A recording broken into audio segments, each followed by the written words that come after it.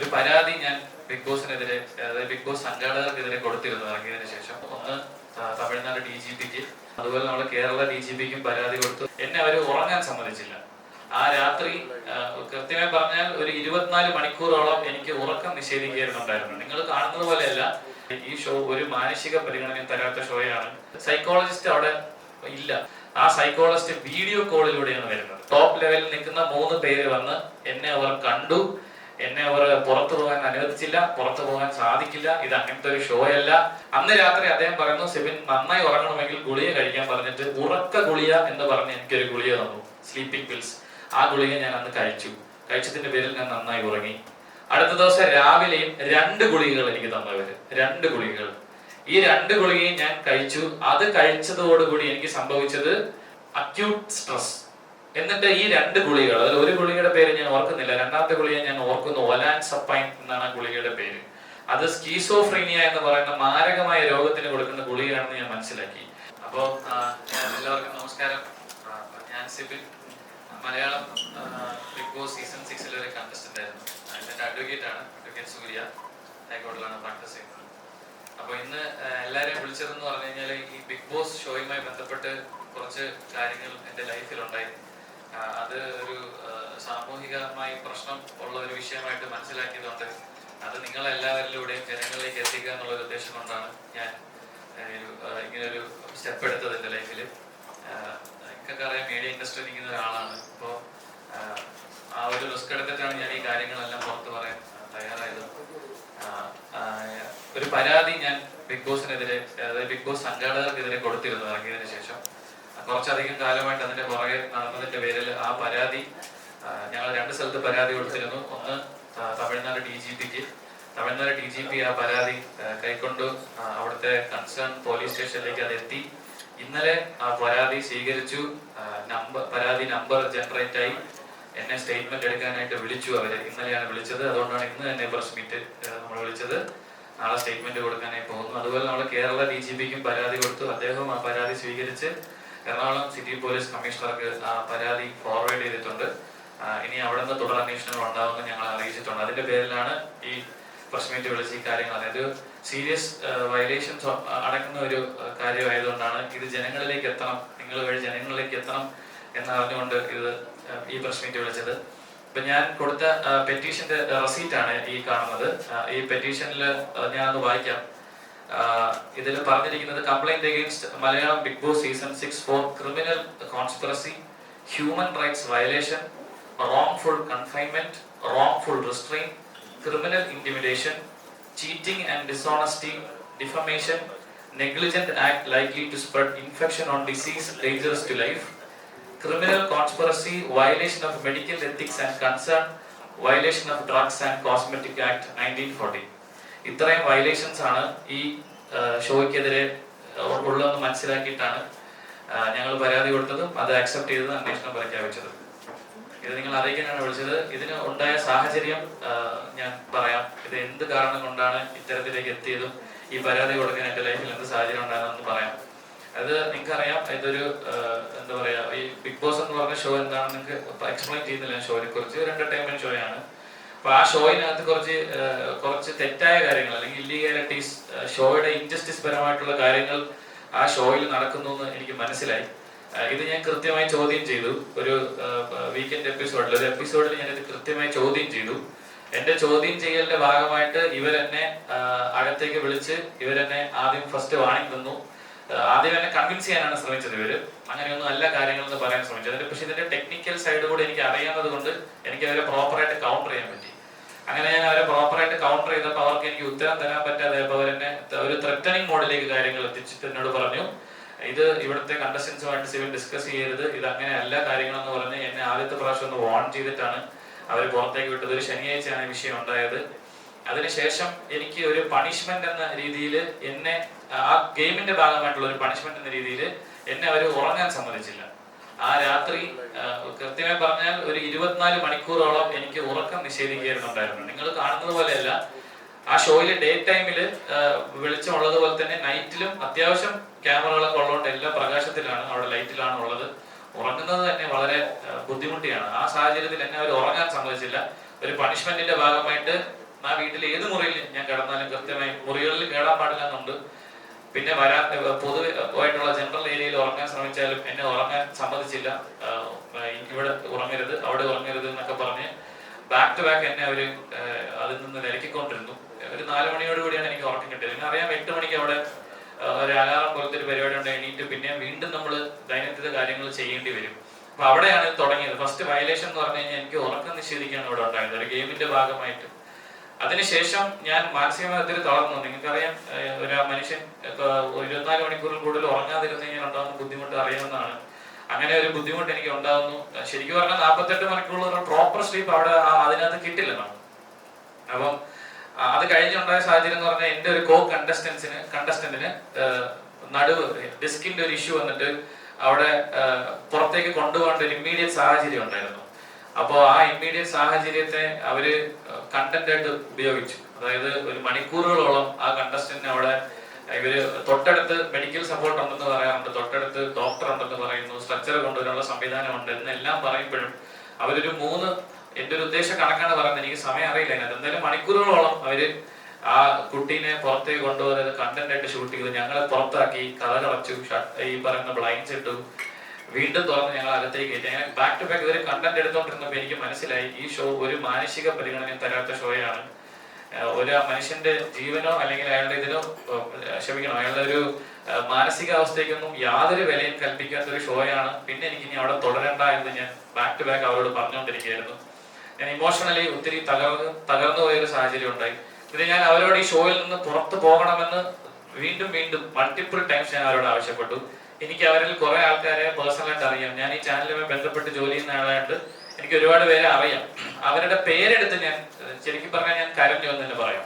പേരെടുത്ത് എന്നെ നിങ്ങൾ സഹായിക്കണം, എനിക്ക് ഇനി ഇവിടെ പിടിച്ചു നിൽക്കാൻ പറ്റില്ല, എന്നെ പുറത്തേക്ക് വിടണമെന്ന് ഞാൻ ബാക്ക് ടു ബാക്ക് അവരോട് പറഞ്ഞതിന്റെ ഭാഗമായിട്ട് തന്നെ അവര് ഈ പറയുന്ന ഒരു സ്ഥലത്ത് കൺഫെഷൻ റൂം എന്നാണ് പറയുന്നത്, അവിടേക്ക് വിളിച്ച് എന്നോട് എന്നെ അവർ വീണ്ടും സമാധാനിപ്പിക്കാൻ ശ്രമിച്ചു, തിരിച്ച് ഗെയിമിലേക്ക് കൊണ്ടുവരാൻ ശ്രമിച്ചു. ഞാൻ പറ്റില്ല എന്ന് തറപ്പിച്ച് തന്നെ പറഞ്ഞു, എനിക്ക് പുറത്തു പോകണം.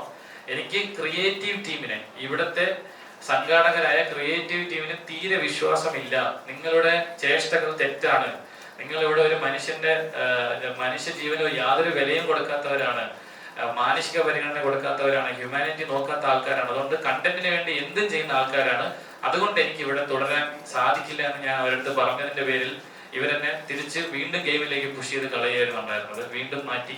അങ്ങനെ ഞാൻ അവിടെ നിസ്സഹകരണം പ്രഖ്യാപിച്ചു. ഞാൻ രാവിലെ തൊട്ട് ഭക്ഷണം കഴിക്കാതിരുന്നു, നിസ്സഹകരണം പ്രഖ്യാപിച്ചു. മത്സരത്തിൽ സഹകരിക്കില്ല എന്ന് പറഞ്ഞതിന്റെ പേരിൽ എനിക്കൊരു സൈക്കോളജിസ്റ്റിന്റെ സഹായം അവർ തന്നു. അദ്ദേഹത്തോട് ഞാൻ പറഞ്ഞത്, സൈക്കോളജിസ്റ്റ് അവിടെ ഇല്ല, ഞാൻ നിങ്ങളോട് പറയുകയാണ്, അവിടെ ഒരു സൈക്കോളജിസ്റ്റ് ഫിസിക്കലി പ്രസന്റ് അല്ല. ആ സൈക്കോളജിസ്റ്റ് വീഡിയോ കോളിലൂടെയാണ് വരുന്നത്.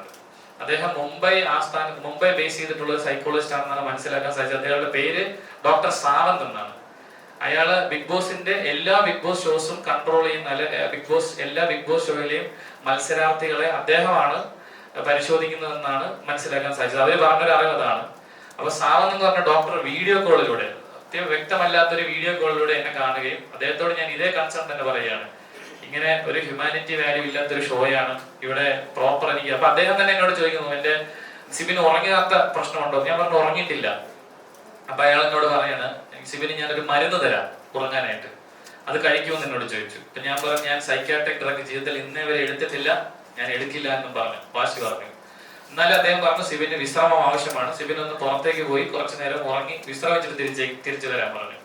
അതിന്റെ ഭാഗമായി എന്നെ അവര് പുറത്തേക്ക് കൊണ്ടുപോയെങ്കിലും എന്നെ അവര് വിശ്രമിക്കാൻ സമ്മതിച്ചില്ല. അതായത് ഞാൻ അവിടെ യൂഷ്വലി മറ്റു മത്സരാർത്ഥികൾക്കും അങ്ങനെ വിശ്രമിക്കാനുള്ള ഒരു അവസരം അവരോട് കൊടുക്കുന്നുണ്ടായിരുന്നു. എന്നാൽ എനിക്ക് അത് തന്നില്ല. പുറത്തു പോയ സമയത്ത് എന്നെ ഏഷ്യാനെറ്റിന്റെ അല്ലെങ്കിൽ ഈ ഷോയുടെ 3 അധികൃതർ, ടോപ്പ് ലെവലിൽ നിൽക്കുന്ന 3 പേര് വന്ന് എന്നെ അവർ കണ്ടു. എന്നെ അവർ പുറത്തു പോകാൻ അനുവദിച്ചില്ല, പുറത്തു പോകാൻ സാധിക്കില്ല, ഇത് അങ്ങനത്തെ ഒരു ഷോ അല്ല, അങ്ങനെ പുറത്തു പോകാൻ പറ്റില്ല എന്ന് ബാക്ക് ടു ബാക്ക് എന്നെ പുഷ് ചെയ്ത് എനിക്ക് വീണ്ടും തിരിച്ചു കയറുന്നതിന് മുമ്പ് ഒരു ഗുളിക കഴിക്കൂ, അപ്പൊ മാനസികമായി കുറച്ച് ആശ്വാസം കിട്ടും എന്നോട് നിർബന്ധിച്ച് പറഞ്ഞു. അപ്പോഴും ഞാൻ സമ്മതിച്ചു, മരുന്ന് കഴിക്കാമെന്ന് സമ്മതിച്ചു. പക്ഷെ അന്നത്തെ ദിവസം എനിക്ക് അവർ മരുന്ന് തന്നില്ല. അത് എന്തുകൊണ്ടാണെന്ന് അറിയാം, തിരിച്ച് വീടിനുള്ളിലേക്ക് കയറി. ആ രാത്രിയും എനിക്ക് ഉറങ്ങാൻ സാധിച്ചില്ല. മാനസികമായ ബുദ്ധിമുട്ടുകൾ കൊണ്ടും ഫിസിക്കലായിട്ടുള്ള ഭക്ഷണം കഴിക്കാതിരുന്നതിന്റെ പേരിൽ എനിക്ക് പ്രോപ്പറായിട്ട് ഉറങ്ങാൻ സാധിച്ചിട്ടില്ല. അടുത്ത ദിവസം രാവിലെ ഞാൻ ഉറക്കം എണീറ്റിട്ട് ഇവരോട് ഇത് തന്നെ ആവശ്യപ്പെടുകയാണ്, എനിക്ക് പുറത്തു പോകണം, എന്റെ ഉറക്കം ശരിയല്ല, ഞാൻ ഹാലൂസിനേറ്റ് ചെയ്യാൻ തുടങ്ങി എന്ന് പറഞ്ഞു. അതായത് ഒരു മനുഷ്യന് 48 മണിക്കൂറിൽ കൂടുതൽ ഉറങ്ങാതിരുന്നാൽ സംഭവിക്കുന്ന കാര്യം തന്നെ, ഞാൻ ഹാലൂസിനേറ്റ് ചെയ്യാൻ തുടങ്ങി. എനിക്ക് പ്രോപ്പറായിട്ട് ചിന്തിക്കാൻ കഴിയുന്നില്ല, എനിക്ക് വിശ്രമം ആവശ്യമാണെന്ന് ഞാൻ അവരോട് പറഞ്ഞതിന്റെ പേരിൽ എന്നെ അവർ പുറത്തേക്ക് കൊണ്ടുപോയി ഒരു ഹോട്ടൽ മുറിയിൽ, ഒരു കാറിലേക്ക് എന്റെ കണ്ണ് കെട്ടി കയറ്റുകയും തിരിച്ച് ഈ സ്റ്റുഡിയോയിൽ നിന്ന് ഒരു 10-15 മിനിറ്റ് ദൂരമുള്ള ഒരു ഹോട്ടൽ മുറി, ഹോട്ടലിന്റെ പേര് ഹോട്ടൽ സൈനിൻ എന്നാണ്. ആ ഹോട്ടലിൽ ഒരു മുറിയിൽ കൊണ്ട് എന്നെ പൂട്ടിയിടുകയാണ് ചെയ്തത്. അത് യൂഷ്വലി അവരുടെ ഒരു പ്രൊസീജിയറാണ്, പ്രോട്ടോകോളാണ്. പുറത്ത് കൊണ്ടുപോയി ഈ വിശ്രമിപ്പിക്കുക എന്നുള്ളത്. അപ്പം നമ്മളെ വെളിയിലേക്ക് ഇറക്കില്ല, അത് അവരുടെ പ്രോട്ടോകോളിന്റെ ഭാഗമായെന്നാണ് മനസ്സിലാക്കുന്നത്.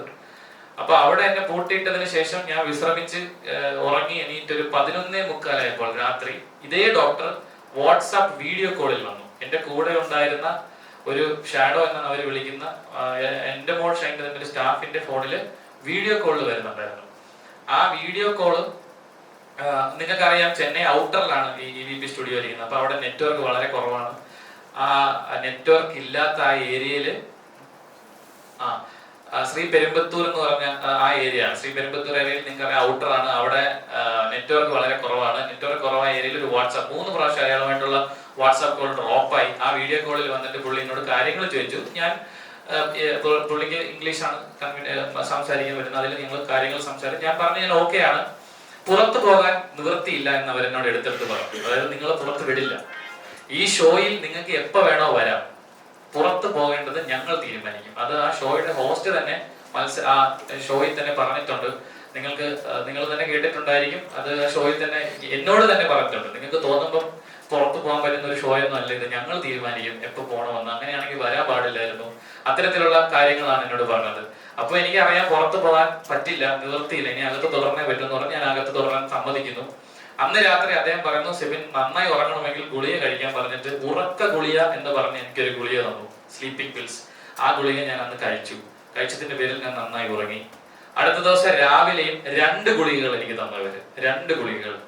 ഈ 2 ഗുളികയും ഞാൻ കഴിച്ചു. അത് കഴിച്ചതോടുകൂടി എനിക്ക് സംഭവിച്ചത് പ്രോപ്പറായിട്ട് ആലോചിക്കാൻ പറ്റാത്ത ഒരു സാഹചര്യത്തിലേക്ക് പോയി.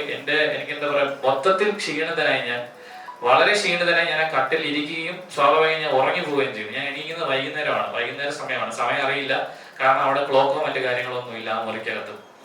ഈ സമയത്തും എന്റെ വീട്ടുകാര് ഈ ഷോ കണ്ടിട്ട് നിരന്തരമായി ഇവരെ വിളിച്ചുകൊണ്ടിരിക്കുകയാണ്. എന്റെ എമർജൻസി കോൺടാക്ട് ആണെങ്കിലും എനിക്ക് എന്ത് സംഭവിച്ചു, എന്തിനു സിബിനെ പുറത്തേക്ക് കൊണ്ടുപോയി, എന്താണ് ആരോഗ്യ കാരണം, ഇവരാരും കൃത്യമായിട്ടോ അല്ലെങ്കിൽ ഫോൺ അറ്റൻഡ് ചെയ്ത് എന്താണ് എനിക്ക് സംഭവിച്ചെന്ന് പോലും ഇവരാരും പറയാൻ തയ്യാറായിട്ടില്ല. ഒരു മനുഷ്യര് പോലും, എന്റെ വീട്ടുകാരെയോ എനിക്ക് വേണ്ടപ്പെട്ട ആൾക്കാരെയോ എനിക്ക് എന്താണ് സംഭവിക്കുന്നത് ആ നിമിഷം വരെയും അറിയിച്ചിട്ടില്ല.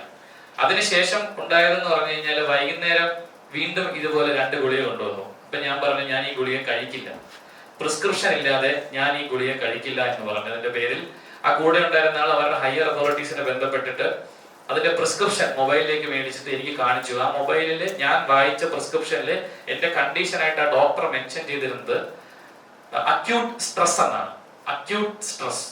എന്നിട്ട് ഈ 2 ഗുളികകൾ, അതിൽ ഒരു ഗുളികയുടെ പേര് ഞാൻ ഓർക്കുന്നില്ല, രണ്ടാമത്തെ ഗുളിക ഞാൻ ഓർക്കുന്നു, ഒലാൻസപ്പൈൻ എന്നാണ് ആ ഗുളികയുടെ പേര്, ഒലാൻസപ്പൈൻ. ഈ ഒലാൻസപ്പൈൻ മരുന്ന് എന്തിനാണ് ഉപയോഗിക്കുന്നത് ഞാൻ എന്റെ കൂടെയുള്ള ആ പയ്യനോട് ഗൂഗിൾ ചെയ്ത് ഒന്ന് പറയാൻ പറഞ്ഞു. അപ്പൊ അദ്ദേഹം അത് ഗൂഗിൾ ചെയ്യുകയും അത് സ്കീസോഫ്രീനിയ എന്ന് പറയുന്ന മാരകമായ രോഗത്തിന് കൊടുക്കുന്ന ഗുളികയാണെന്ന് ഞാൻ മനസ്സിലാക്കി. ഈ സ്കീസോഫ്രീനിയ അല്ലെങ്കിൽ ബൈപോളർ ഡിസോർഡർ, ഈ 2 അസുഖങ്ങളും നിശ്ചയിക്കണമെങ്കിൽ മിനിമം, ഞാനൊരു മെഡിക്കൽ വിദഗ്ധനുമായി സംസാരിച്ചപ്പോൾ മനസ്സിലാക്കിയത് ഈ അസുഖം ഡിറ്റർമിൻ ചെയ്യണമെങ്കിൽ മിനിമം 6 മാസത്തെ കൺസൾട്ടേഷൻ വേണം, ഏറ്റവും മിനിമം. പിന്നെ ഡെയിലി ലൈഫ് ജീവിക്കാൻ പറ്റില്ല, ഈ അസുഖമുള്ള ഒരു മനുഷ്യന് ഡെയിലി ലൈഫ് ജീവിക്കാൻ പറ്റില്ല. അത്തരത്തിൽ ബുദ്ധിമുട്ടുണ്ടാക്കുന്ന സൈക്യാട്രിയിൽ ഏറ്റവും എക്സ്ട്രീം ആയിട്ടുള്ള ഒരു രോഗമാണ് സ്കീസോഫ്രീനിയ. ആ സ്കീസോഫ്രീനിയ കൊടുക്കുന്ന മരുന്നാണ് ഇതെന്നും ഇത് എനിക്ക് കഴിക്കേണ്ട സാഹചര്യം ഇല്ലെന്ന് ഞാൻ മനസ്സിലാക്കി ഞാൻ കഴിക്കില്ല എന്ന് അവരോട് പറഞ്ഞു. ഇത് കഴിക്കാൻ പറ്റില്ല എനിക്ക് എന്ന് ഞാൻ പറഞ്ഞു. അപ്പോൾ എന്റെ കൂടെയുള്ള ആൾ അവരുടെ ഹയർ അതോറിറ്റീസിനെ അറിയിക്കുന്നു, സിബിൻ ഇത് കഴിക്കില്ല എന്ന് പറയുന്നുണ്ട്. തിരിച്ച് എനിക്ക് കിട്ടിയ മറുപടി ഇതാണ്, ഇത് കഴിച്ചില്ല എങ്കിൽ നിങ്ങൾക്ക് മത്സരത്തിനുള്ളിലേക്ക് തിരിച്ച് പ്രവേശിക്കാൻ പറ്റില്ല. പുറത്തു പോകാൻ പറ്റില്ലെന്ന് അവർ ഓൾറെഡി പറഞ്ഞു കഴിഞ്ഞു. മത്സരത്തിനുള്ളിലേക്ക് തിരിച്ച് പ്രവേശിക്കണമെങ്കിൽ ഈ മരുന്ന് നിർബന്ധമായും കഴിക്കണം എന്ന് പറഞ്ഞു. അങ്ങനെ എനിക്ക് തീരെ നിവൃത്തിയില്ലാതെ ഞാൻ ഇവരെ കബളിപ്പിച്ചു. മരുന്ന് കഴിക്കുന്ന പേരിൽ ഞാൻ മരുന്ന് തുപ്പിക്കളയുകയും സ്ഥലങ്ങളിലേക്ക് മാറ്റി. എന്റെ കൂടെയുള്ള അയാൾ മനസ്സിലാക്കിയിട്ടുണ്ടാവണം ഞാൻ കഴിക്കുന്നില്ല എന്ന്, ചിലപ്പോൾ മനസ്സിലാക്കിയിട്ടുണ്ടായിരിക്കണം, അതിനെ കുറിച്ച് കൃത്യമായി എനിക്ക് ധാരണയില്ല. അങ്ങനെ ബാക്ക് ടു ബാക്ക് ഏതാണ്ട് 3 ദിവസം എന്നെ ഈ മുറിയിൽ പൂട്ടിയിടുകയും പുറം ലോകവുമായി എനിക്ക് യാതൊരു ബന്ധവും, പുറത്ത് ഒരു മനുഷ്യരോടും, അല്ലെങ്കിൽ എനിക്ക് ഒരു ഫുഡ് കൊണ്ടുവരുന്ന ആളാണെങ്കിൽ പോലും എന്നെ കാണിക്കാതെ ഇവർ അകത്തേക്ക് ഇട്ട് എന്നെ ലോക്ക് ചെയ്യുകയും, അതൊരു സ്യൂട്ട് റൂമാണ്, അകത്തെ മുറിയിലിട്ട് എന്നെ പൂട്ടുകയും ഒരു മനുഷ്യരെ എന്നെ കാണിച്ചിട്ടില്ല, എന്നെ ആരെയും കാണാൻ സമ്മതിച്ചിട്ടില്ല. അങ്ങനെ 3 ദിവസത്തോളം ഇവരോട് പൂട്ടിയിരുന്നു. 4ാമത്തെ ദിവസം എന്നെ കാണാനായിട്ട് ഈ ഷോയുടെ 3 വലിയ അധികൃതർ വരികയാണ്. ഇതിനിടയ്ക്ക് ഒരു പ്രാവശ്യം ആ ഡോക്ടർ വീഡിയോ കോളിൽ വന്നു. അദ്ദേഹം വിശ്രമം വേണമെന്ന് പറഞ്ഞു എന്നോട്. സിബിനൊന്ന് ട്രസ്റ്റ് എടുത്തിട്ട് തിരിച്ച് ഷോയിൽ കയറുന്നതായിരിക്കും നല്ലതെന്ന് പറഞ്ഞു.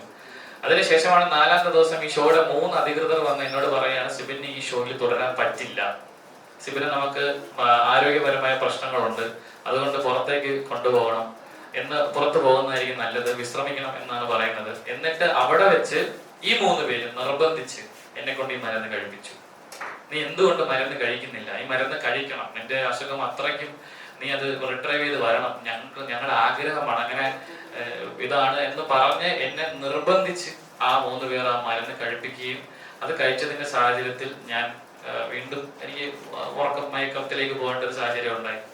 വൈകുന്നേരമാണ് ആ ദിവസം വൈകുന്നേരം എന്റെ എമർജൻസി കോൺടാക്ട് ആയ എന്റെ ഒരു സുഹൃത്തും എന്നോട് സംസാരിക്കാൻ അതിനെ അനുവദിച്ചു.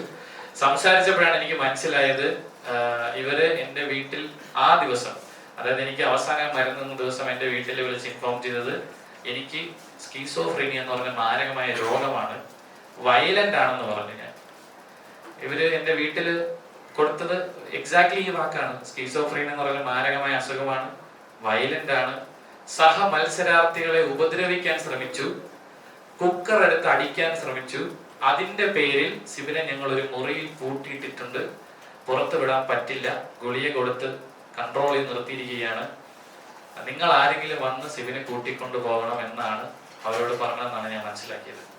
അത് ആ ഫോൺ കോൾ കഴിഞ്ഞപ്പോൾ എനിക്ക് മനസ്സിലായി, ഇവർക്ക് എന്നോട് എന്തോ ഒരു കോൺസ്പിറസി, എന്തോ ഒരു പ്ലാൻ ചെയ്തുള്ള ഒരു ആക്രമണം എനിക്കെതിരെ നടക്കുന്നുണ്ടെന്ന് മനസ്സിലായി.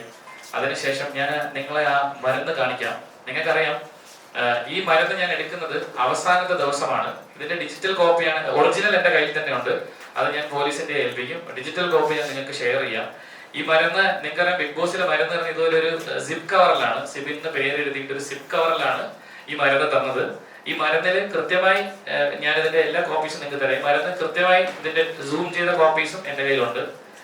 ആ മരുന്നിന്റെ പേര് വായിക്കാൻ പറ്റും, ആ മരുന്നിന്റെ മറ്റു ഡീറ്റെയിൽസും ഈ തന്നെ എന്റെ കയ്യിലുള്ള ഫോട്ടോഗ്രാഫിൽ വായിക്കാൻ പറ്റും. ഇതിന്റെ ഒറിജിനൽ എന്റെ കയ്യിലുണ്ട്, അത് ഞാൻ അന്വേഷണ ഉദ്യോഗസ്ഥന് മുമ്പിൽ ഹാജരാക്കുന്നതായിരിക്കും. അപ്പൊ എന്റെ വീട്ടിൽ വിളിച്ചിത് പറഞ്ഞത്, ഇങ്ങനെ ഒരു കോൺസ്പിറസി നടക്കുന്നുണ്ടെന്ന് മനസ്സിലായിട്ടാണ് ഞാൻ തിരിച്ച് എയർപോർട്ടിൽ ഇരുന്നത്. അപ്പൊ ഞാൻ എയർപോർട്ടിൽ വന്ന് ഇറങ്ങിയ സാഹചര്യത്തിൽ മീഡിയാസ് സ്വാഭാവികമായിട്ടും നിങ്ങൾ ചിലർ അവിടെ ഉണ്ടായിരുന്നു. നിങ്ങൾ എന്നോട് എന്താണ് കാര്യമെന്ന് ചോദിച്ചു. നിങ്ങൾ കാര്യം ചോദിച്ചപ്പോൾ ഞാൻ നിങ്ങളോട് ഡോക്ടറിന്റെ നിർദ്ദേശപ്രകാരം ഞാൻ ഷോയിൽ നിന്ന് പുറത്തു വന്നതാണ്, അല്ലാതെ സ്വയമേ വാക്കൗട്ട് ചെയ്തതല്ല എന്നാണ് ഞാൻ പറഞ്ഞത്. അത് ഈ ഷോയുടെ അധികൃതർ ഉദ്ദേശിക്കുന്ന രീതിയിലുള്ള ഒരു മറുപടി അല്ലാത്തത് കൊണ്ടായിരിക്കാം ഞാൻ വീട്ടിൽ എത്തുമ്പോൾ തന്നെ എനിക്കൊരു കോൾ വന്നു. അതൊരു ത്രെറ്റ് കോൾ ആയിരുന്നു. അതായത്, സിബിൻ മീഡിയയോട് സംസാരിക്കാൻ പാടില്ല, കോൺട്രാക്ട് വയലേഷൻ ആണ്, സിബിൻ അകത്ത് നടന്ന കാര്യങ്ങളൊന്നും പുറത്തു പറയരുത്, സിബിന്റെ ഭാവി ഞങ്ങൾ നശിപ്പിക്കും, സിബിനി വലിയ ഭീമമായ തുക എനിക്ക് തരേണ്ടി വരും, ഞങ്ങൾക്ക് തരേണ്ടി വരും, അങ്ങനെ ഫൈൻ ചോദിച്ച് ഞങ്ങൾ സിബിന്റെ ജീവിതം ബുദ്ധിമുട്ടിക്കും എന്ന് പറഞ്ഞിട്ടുള്ള ഒരു ഫോൺ കോളും അതിന്റെ പുറകെ ഒരു വാട്സാപ്പ് ഓഡിയോ മെസ്സേജുമാണ് ഞാൻ പിന്നെ കാണുന്നത്. ആ വാട്സാപ്പ് ഓഡിയോ മെസ്സേജ് നിങ്ങൾക്ക് വേണ്ടി പ്ലേ ചെയ്യാം.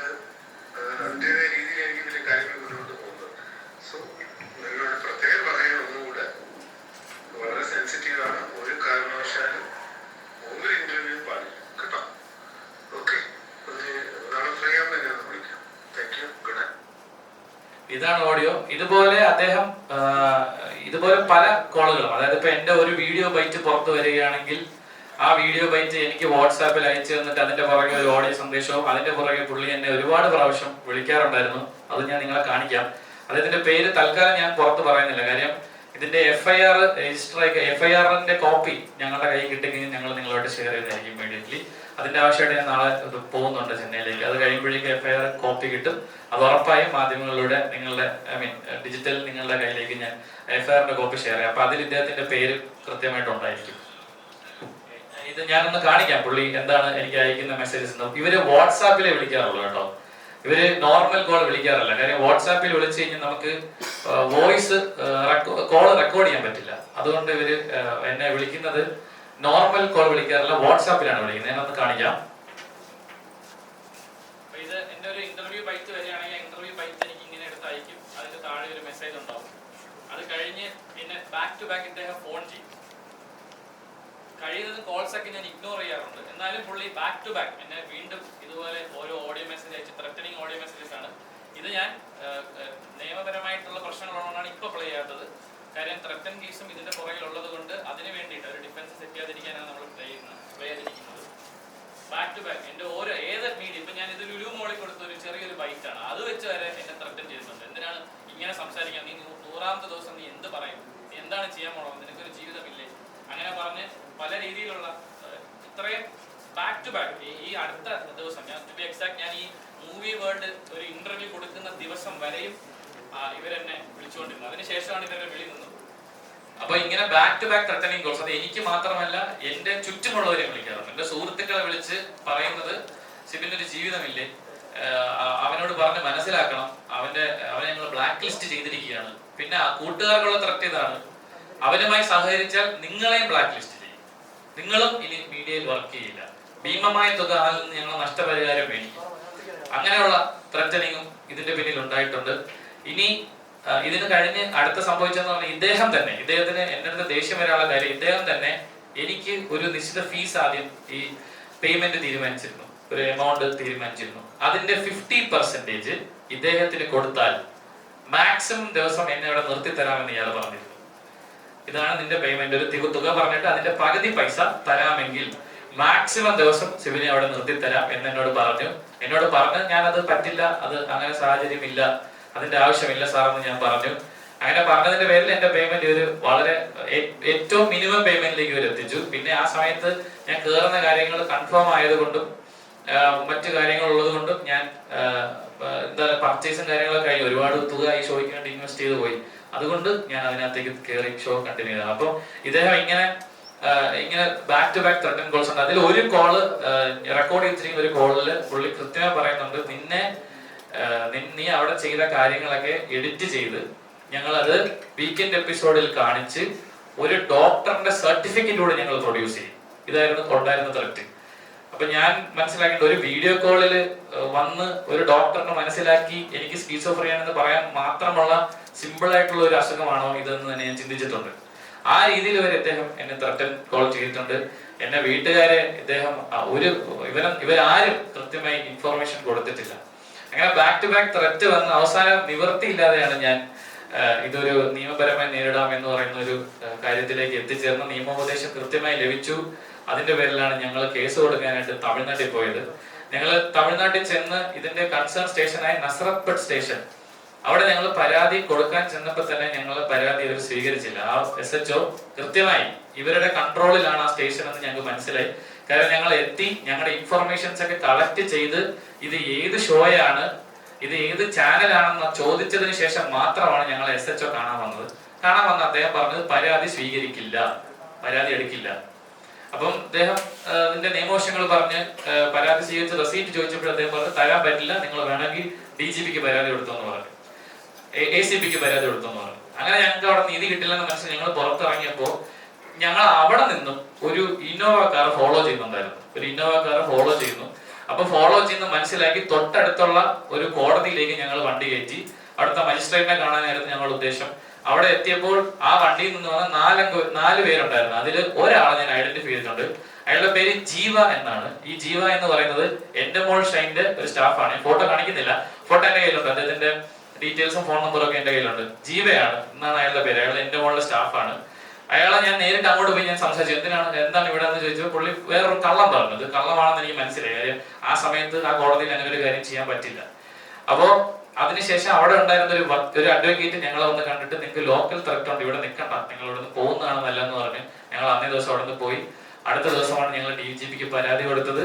DGP ആ പരാതി കേൾക്കുകയും കൃത്യമായി നടപടി എടുക്കാമെന്ന് ഉറപ്പുവരും. DGPക്ക് ഞങ്ങൾ തമിഴ്നാട് DGPക്ക് കൊടുത്ത പരാതിയുടെ റെസീറ്റാണിത്. ആ പരാതിയിന്മേൽ കൃത്യമായ ആക്ഷൻസ് എടുത്തിട്ടുണ്ട്. ആ ആക്ഷന്റെ ഭാഗമായിട്ടാണ് എന്നെ ഇന്നലെ വിളിച്ച് നിങ്ങളുടെ കേസിന് നമ്പർ ആയിട്ടുണ്ട്, സ്റ്റേറ്റ്മെന്റ് തരാനായിട്ട് ചെന്നൈയിൽ വരണമെന്ന് പറഞ്ഞത്. അപ്പം ഞാനിത് പബ്ലിക്കിൽ ടേക്കപ്പ് ചെയ്യാനുള്ള കാരണം എന്ന് പറഞ്ഞു കഴിഞ്ഞാൽ, ഈ ബിഗ് ബോസ് എന്ന് പറഞ്ഞ ഷോ ഹ്യൂമൻ റൈറ്റ്സിന്റെ 100% ഹ്യൂമൻ റൈറ്റ്സ് വയലേഷൻ ആണ്. അതായത് ഇവർക്ക് വേണ്ട രീതിയിൽ മത്സരം നടക്കുവാനായിട്ട് ഒരു മനുഷ്യന്റെ ജീവിതത്തിനെ അല്ലെങ്കിൽ ജീവന് തന്നെ ഭീഷണിയാവുന്ന രീതിയിൽ ഇവർ അതിനകത്ത് കാര്യങ്ങൾ ചെയ്യാറുണ്ട്. ഒന്ന്, ഗെയിമിനുള്ളിൽ ഇവർക്ക് എന്ത് മാറ്റങ്ങളോ ഫേവറിറ്റിസോ ഒക്കെ കാണിക്കാമായിരിക്കും. പക്ഷെ ഒരു മനുഷ്യന്റെ എന്താ പറയാ സ്വഭാവം മറ്റു രീതിയിൽ ഇവര് എഡിറ്റിംഗിൽ മാനിപ്പുലേറ്റ് ചെയ്ത് ചിത്രീകരിക്കുന്നു. അതിലും തീരാത്ത ആൾക്കാരെ മരുന്ന് കൊടുത്ത് പരീക്ഷണ വസ്തുക്കളായിട്ട് ഇവർ ഉപയോഗിക്കുന്നത്. ആർക്ക് വേണ്ടി? ഇവർക്ക് ആരാണ് മരുന്ന് സപ്ലൈ ചെയ്യുന്നത്? ഏത് ഫാർമസ്യൂട്ടിക്കൽ കമ്പനിയാണ് അത് ചെയ്യുന്നത്? ആർക്ക് വേണ്ടിയിട്ടാണ് ഇവർ ഇത്തരത്തിലുള്ള ഒരു പരീക്ഷണങ്ങൾ നടത്തുന്നത്? അങ്ങനെ ഇപ്പം നമ്മൾ മൃഗങ്ങൾക്ക് മരുന്ന് കൊടുത്ത് പരീക്ഷിച്ചിട്ട് ആ മൃഗങ്ങൾ എന്ത് ചെയ്യുന്നു, ഏത് രീതിയിൽ പെരുമാറുന്നെന്ന് ഒബ്സർവ് ചെയ്യാനുള്ള ഒരു കൃത്യമായ ഒരു ഇതിലാണല്ലോ മരുന്നിന്റെ ടെസ്റ്റും കാര്യങ്ങളൊക്കെ നടക്കുന്നത്. അങ്ങനെ ഒരുപാട് ചോദ്യങ്ങൾ ഇതിന്റെ പുറകിലുണ്ട്. ആ ചോദ്യങ്ങളൊക്കെ ഞങ്ങൾ ഈ പരാതിയിലൂടെ മുന്നിലേക്ക് വെക്കുകയാണ്. ഇതിന് കൃത്യമായ ഒരു നടപടി ഉണ്ടാകുമെന്ന് ഞാൻ പ്രതീക്ഷിക്കുന്നു. ഞാൻ നിയമത്തിലെ വിശ്വാസമുണ്ട് എനിക്ക്. ഒരു കോർപ്പറേറ്റ് കമ്പനിയാണ് അപ്പുറത്തുള്ളതെന്ന് കൃത്യമായ ബോധ്യത്തോടു കൂടിയാണ് ഞങ്ങൾ ഇറങ്ങിയത്. നീതി ലഭിക്കുമെന്ന് പൂർണ്ണമായ ബോധ്യമുണ്ട്. അത് മാത്രമല്ല, എനിക്ക് ജനങ്ങളിലേക്ക് ഇത് എത്തിക്കണം, എല്ലാവരും അറിയണം. ഒരു ഷോയുടെ മറവിൽ ഇവര് കാണിക്കുന്ന ഈ പറയുന്ന ഹ്യൂമൻ റൈറ്റ്സ് വയലേഷൻ, ഒരു മനുഷ്യന്റെ ജീവന് പോലും യാതൊരു വിലയും കൊടുക്കാത്ത രീതിയിലാണ് ഇവര് കാര്യങ്ങൾ ചെയ്യുന്നത്. എന്തിന്? എന്റെ അച്ഛൻ വയ്യാതായി, അദ്ദേഹത്തിന് ഹാർട്ട് ഓപ്പറേഷൻ ആണെന്നുള്ള കാര്യം എന്നെ അറിയിക്കണമെന്ന് പറഞ്ഞപ്പോൾ പോലും ഇവര് സമ്മതിച്ചില്ല. മറ്റ് ബാക്കിയുള്ളവർക്കൊക്കെ അതിനുള്ള പ്രൊവിഷൻ കൊടുക്കുമ്പോൾ എന്നോട് അത് ചെയ്തില്ല അവര്. അങ്ങനെ ബാക്ക് ടു ബാക്ക് എന്നെ ഇവർ ഉപദ്രവിക്കണം. ഇതിൽ ഏറ്റവും ഹൈലൈറ്റ് ആയിട്ട് ഞാൻ ചൂണ്ടിക്കാണിക്കുന്നത്, ഇവരുടെ ഭാഗത്ത് തെറ്റില്ല എങ്കിൽ എനിക്ക് തരാൻ സമ്മതിച്ച കോൺട്രാക്ട് പ്രകാരമുള്ള പേയ്മെന്റിന്റെ ഡബിൾ പേയ്മെന്റ് ആണ് ഇവരെനിക്ക് തന്നത്. ഇറങ്ങിയതിന് ശേഷം ഞാൻ ഈ പ്രശ്നം ഇവരെ മുമ്പിൽ പ്രസന്റ് ചെയ്തപ്പോൾ എനിക്ക് ആദ്യം തന്ന പേയ്മെന്റിന്റെ അന്നേ ദിവസം തന്നെ എനിക്ക് രണ്ടാമത് അതേ എമൗണ്ട് വീണ്ടും എന്റെ അക്കൗണ്ടിൽ ട്രാൻസ്ഫർ ചെയ്ത് എന്നോട് പറഞ്ഞു ഇന്റർവ്യൂസ് കൊടുക്കരുത്. കാര്യം ഞാൻ പറഞ്ഞു ഇന്റർവ്യൂസ് കൊടുത്ത് എനിക്ക് റവന്യൂ കിട്ടും, എന്റെ അച്ഛന്റെ സർജറിക്ക് അതെനിക്ക് ഉപകാരപ്പെടുന്നു പറഞ്ഞതിന്റെ പേരിൽ ഇവരെനി രണ്ടാമതും പേയ്മെന്റ് 2 പ്രാവശ്യമായിട്ട് പേയ്മെന്റ് തന്നു. ഇനി സിബിൻ പുറത്തേക്ക് സംസാരിക്കരുതെന്ന് പറഞ്ഞു. അപ്പൊ ഇതാണ് എനിക്ക് നിങ്ങളോടൊക്കെ പറയാനുള്ളത്. 100% ഹ്യൂമൻ റൈറ്റ്സ് വയലേറ്റഡ് ആയിട്ടാണ് ഈ ഷോ അവർ നടത്തുന്നത്. മാനുഷിക പരിഗണന പോയിട്ട് മനുഷ്യത്വം പോലും ഇല്ലാത്ത രീതിയിലാണ് അവിടെയുള്ള മത്സരാർത്ഥികളോട് ഇവർ പെരുമാറുന്നത്.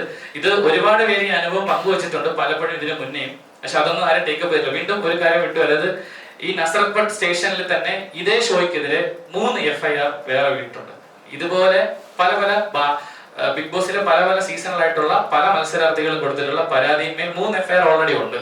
അത് അവര് കാശ് കൊടുത്ത് ഒതുക്കിയെന്നാണ് ഞങ്ങൾക്ക് മനസ്സിലാക്കാൻ സാധിച്ചത്. അത് ഇതേ ഡ്രഗ് യൂസ് തന്നെയാണ്. ഈ ഡ്രഗ് കൊടുത്തതിന്റെ പേരിൽ ആത്മഹത്യാ ശ്രമം ഹൗസിനുള്ളിൽ നടത്തി. അതിൽ ഒരു കുട്ടിയുടെ വീഡിയോ നിങ്ങൾക്ക് യൂട്യൂബിൽ സെർച്ച് ചെയ്താൽ കിട്ടും. പേര് ഞാൻ പറയുന്നില്ല. തമിഴ് സീസണിലാണ്. ആ കുട്ടി കൈ മുറിച്ച് അതിനകത്ത് വെച്ച് ആത്മഹത്യാ ശ്രമം നടത്തി. അത് മരുന്ന് കൊടുത്തതിന്റെ പേരിലാണെന്നും സൈക്കാട്രിക് ഡ്രഗ് കൊടുത്തതിന്റെ പേരിലാണെന്ന് ആ കുട്ടി മൊഴി കൊടുത്ത് അതിന്റെ പേരിൽ ഒരു FIR ഈ നസ്രത്ത് സ്റ്റേഷനിൽ തന്നെയുണ്ട്. സോ ഇതൊരു ഹ്യൂജ് ക്രൈം ആണെന്ന് മനസ്സിലാക്കിയിട്ടാണ് ഇത് നാട്ടുകാരെ അറിയിക്കാൻ വേണ്ടിയിട്ടാണ് ഈ ഒരു പ്രസ് മീറ്റ് വിളിച്ചത്.